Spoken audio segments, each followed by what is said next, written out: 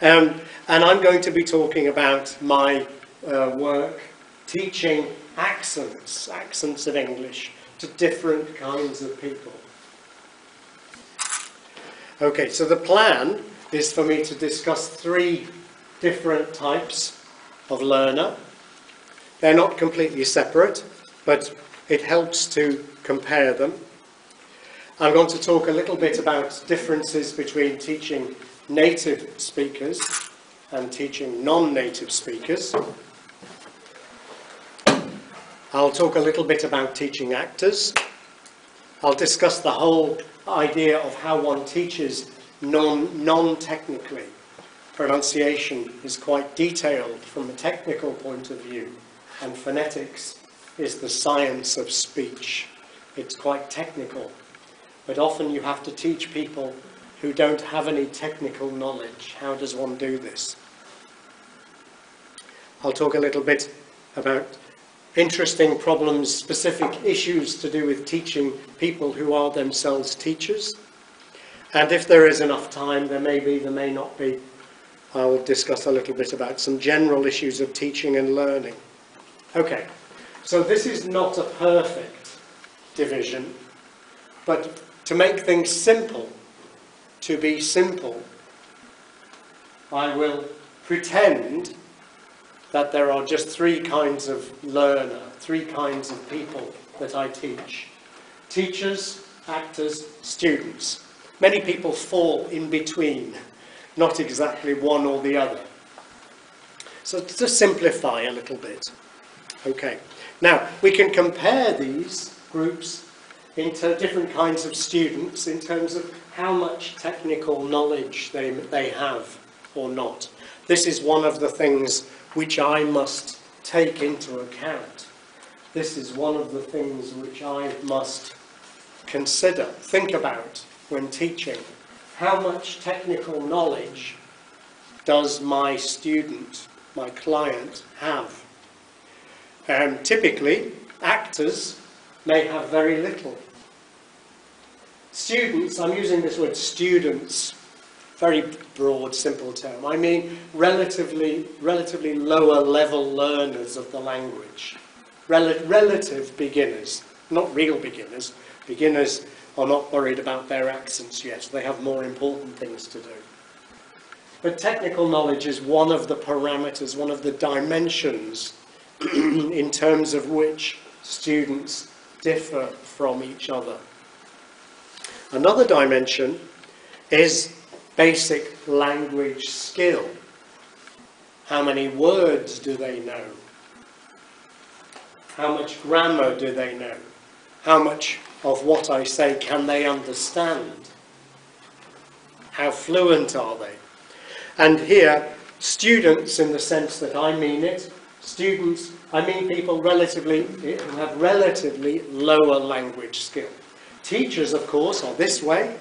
They know more, their language skills are higher, and typically actors have the most language skill in English because typically, most often, they are native speakers. Native speakers, usually, not always. So these are 2 dimensions that I must take into account. Two dimensions that I have to think about when teaching accents. So, I'm going to talk a little bit about phonetics and phonology, but not very much. This isn't the main purpose of my talk, but just to give some background. I think most of you know all about this, so I will do it quite quickly.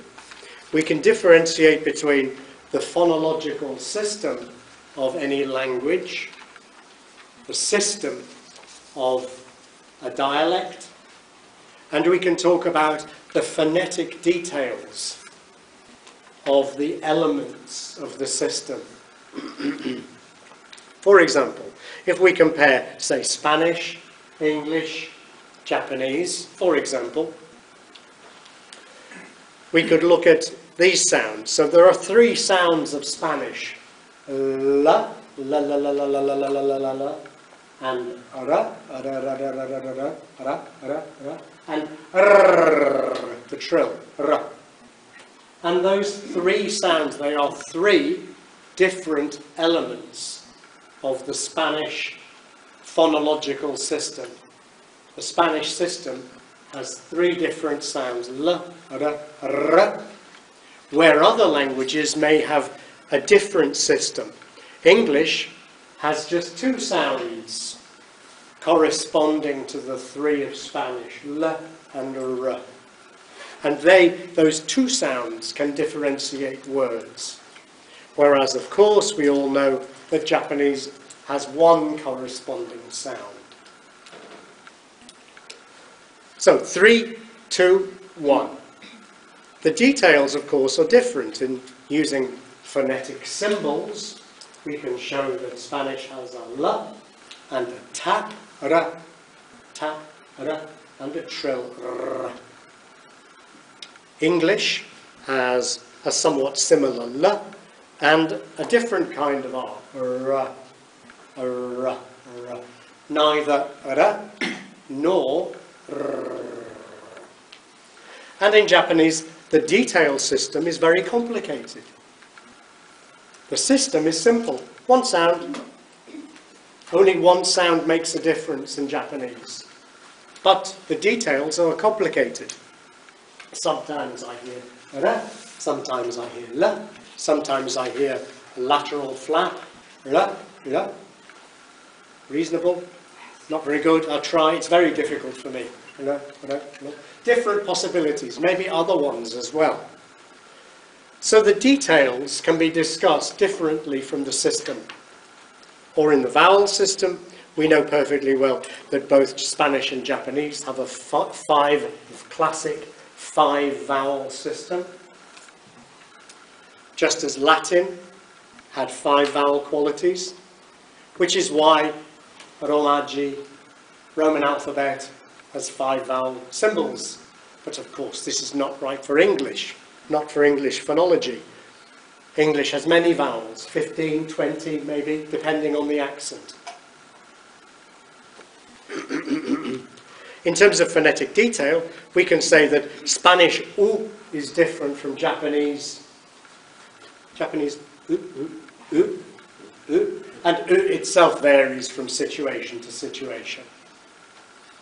English, many different possibilities for these many vowels. But in terms of system, although Spanish u is different from Japanese u, the system is identical. The differences are differences of detail, which do not make a difference to words.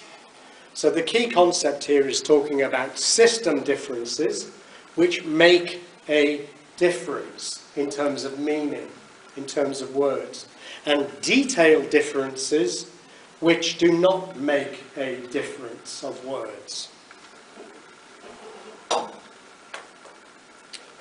So when we look at English, we can see that the different accents have very similar systems. They don't have very different systems. The system is pretty similar if you compare one accent of English with another. And this goes together with the fact that English accents tend to be mutually intelligible.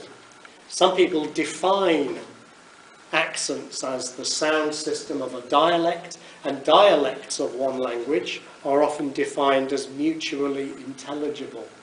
The speakers can understand each other. Whereas different languages, according to one definition, not the only definition, but according to a very common definition, languages, two languages, if they are different languages, they are not mutually intelligible. On the other hand, accents of English differ considerably in detail. And in English, this is particularly true of the vowels.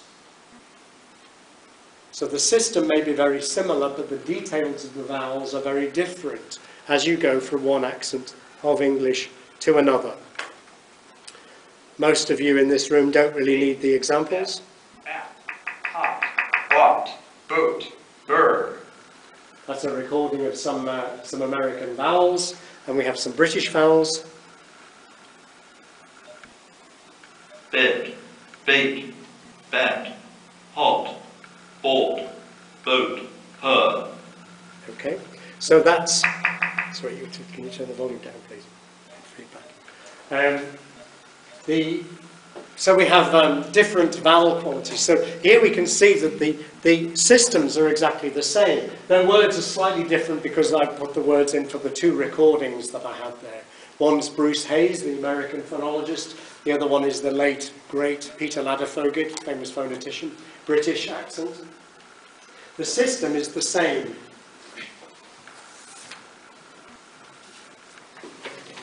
Can you see?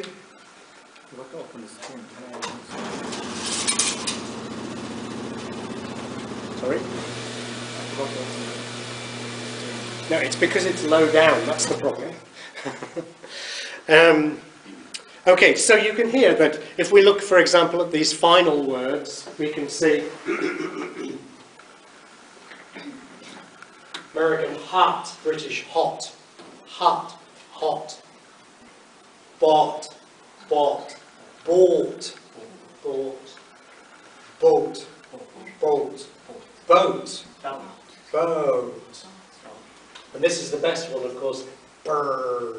This, it doesn't use the same word, use this word. American purr, British purr, purr. They're differences of system. Sorry, they're not differences of system. They're just differences of detail. So for native speakers of English, the system is mainly responsible for conveying the meanings, making sure that one word is different from another word. Those words we just looked at, yes, bait, bet, beat, bit, they're different words. The system tells you what is one word and what is another word. Whereas the details, what do they do? Well, the details give you extra information about the speaker. Where is he or she from?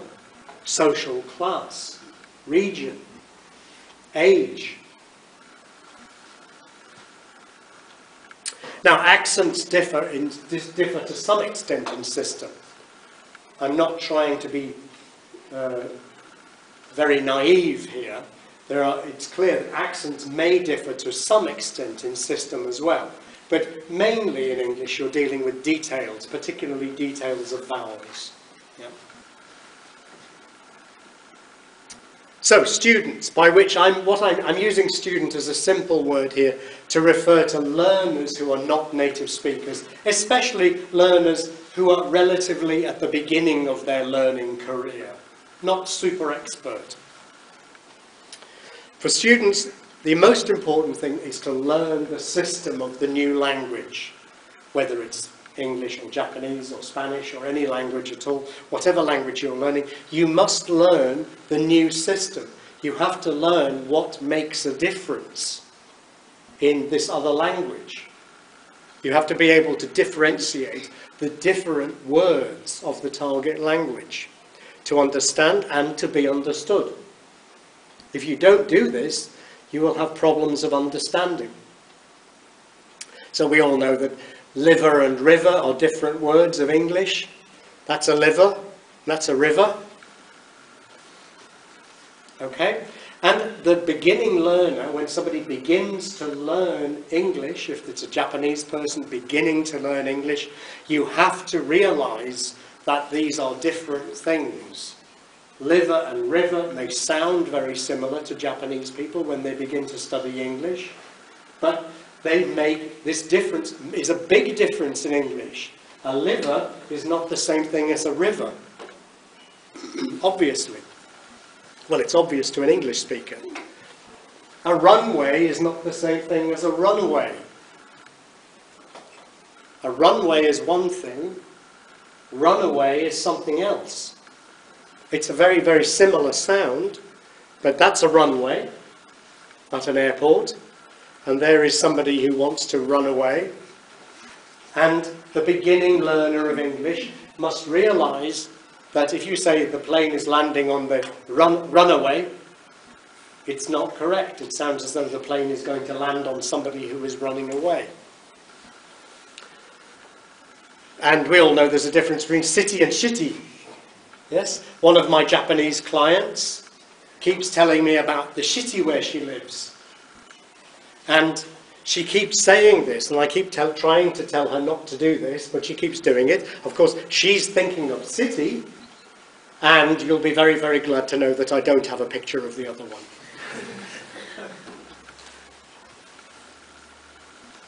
So learning a different system is difficult. It's difficult. It takes time, especially if you're learning a more complex system. So for an English speaker, learning Spanish vowels, that's not too bad.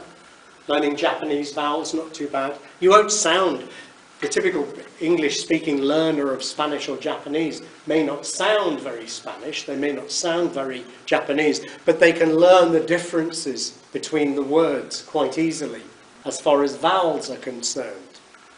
Whereas Japanese learners learning English vowels, this is extremely difficult, because all these different vowels of English make a difference. The learner must come to believe in the new system.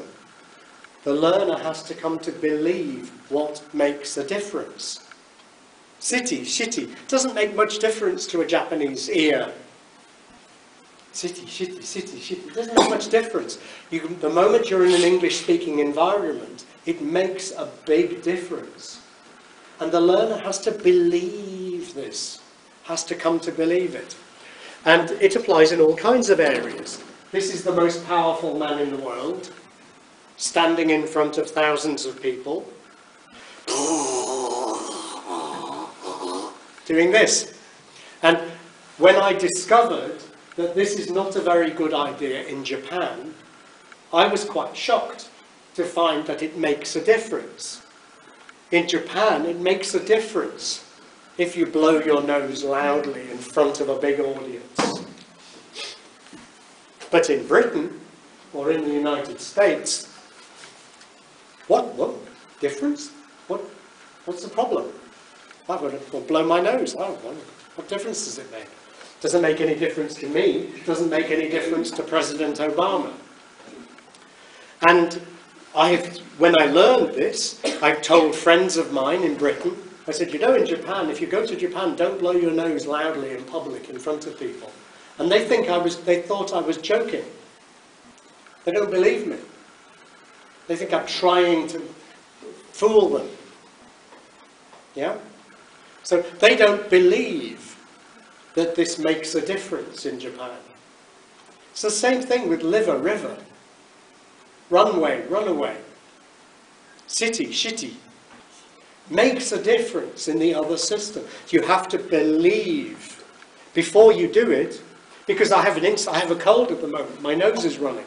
My instincts are telling me, but I've come to believe it makes a difference. So I won't.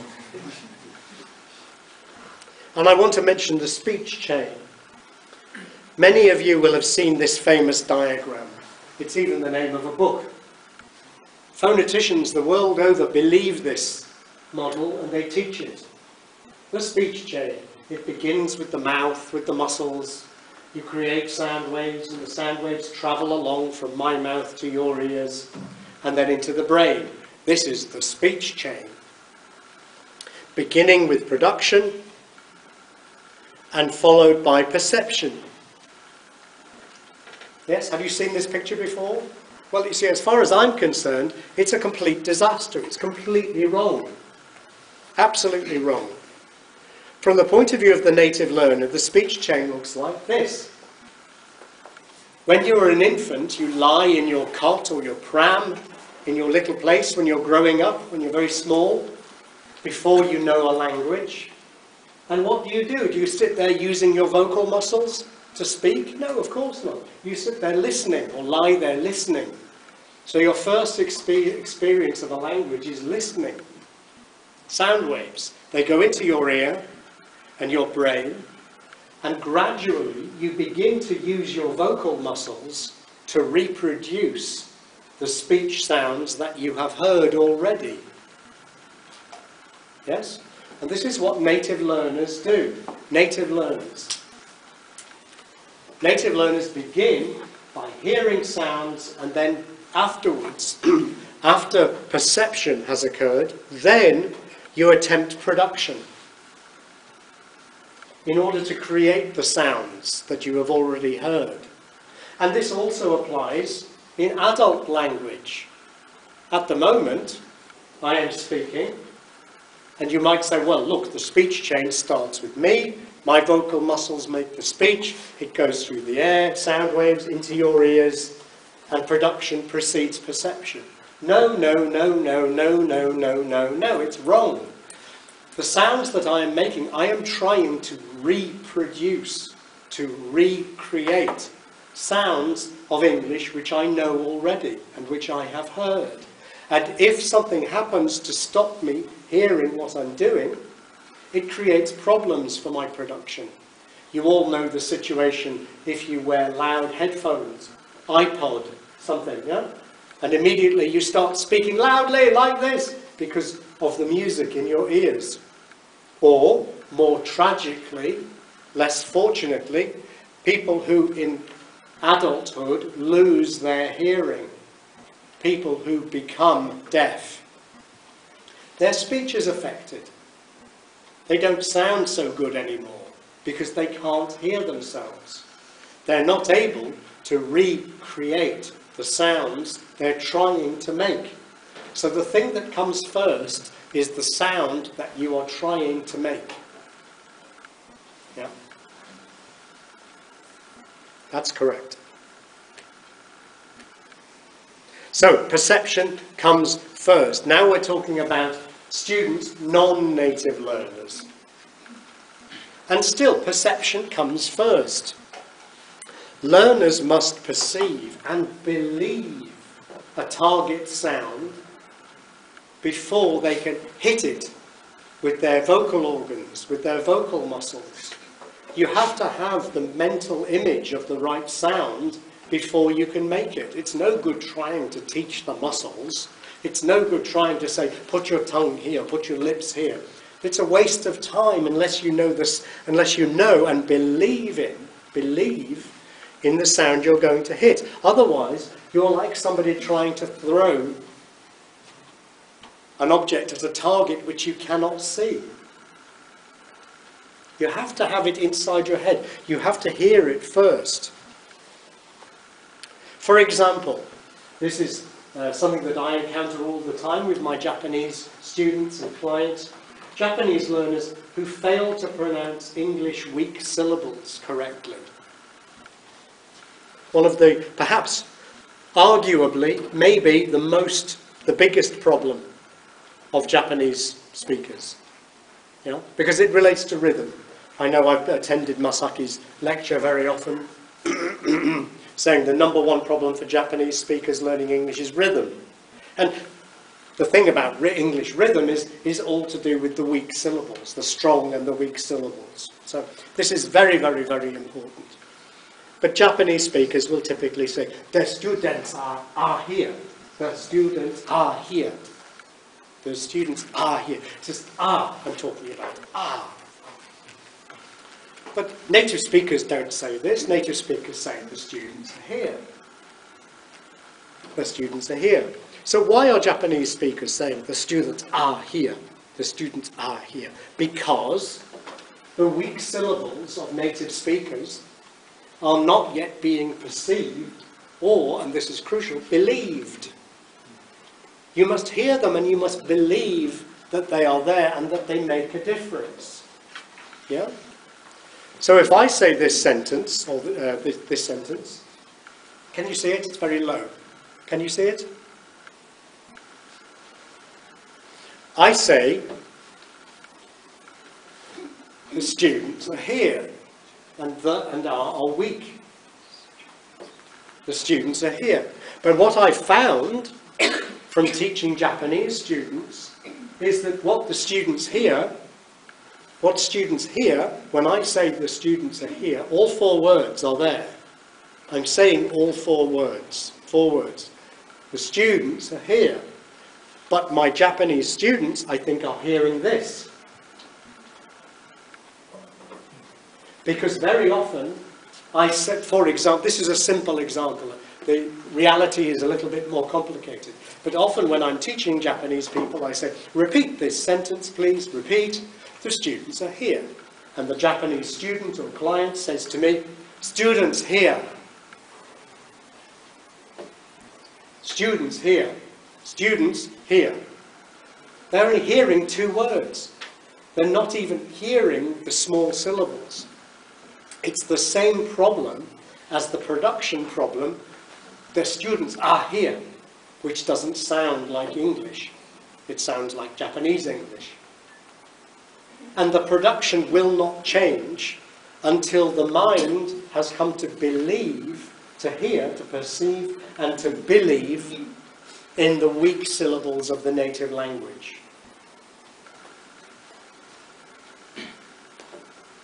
Okay, when native speakers, NS, native speakers, communicate with non-native speakers, very often something happens. Problems of communication. So intelligibility errors, misunderstandings. It happens all the time. Of course it does. I say something and my student doesn't understand exactly what I say. I'm sure it's happening right now. I doubt that everybody in this room is understanding 100% of what I'm saying. Some of you, yes, I know. But maybe not everybody in the room is getting 100%.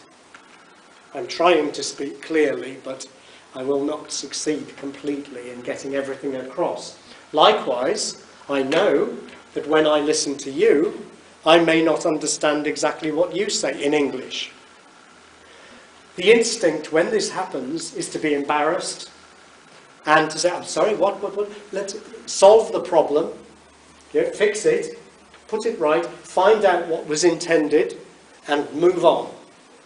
No, no, no, no, no, no, no. No, no, no, no, no, no, no. It's very, very, very important to grab, to get hold of those errors when they happen. Because they are a precious gift, they're treasure for the teacher.